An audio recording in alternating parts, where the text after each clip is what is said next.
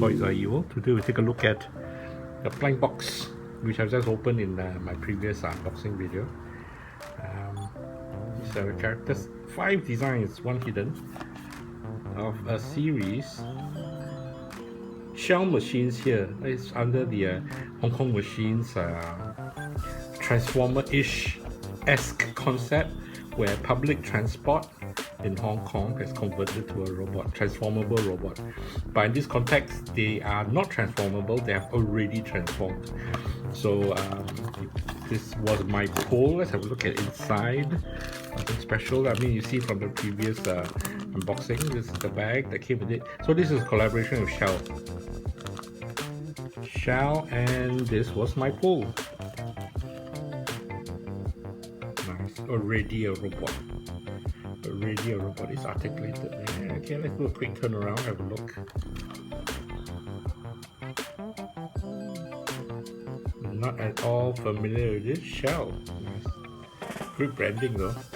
Is this a tram card? Looks like it. Looks like it. It feels like a tram. So it's already like transformed, if you can call it. Articulation is... I don't know if the arms are supposed to be articulated, but I'm stretching it. This is the card that came with it.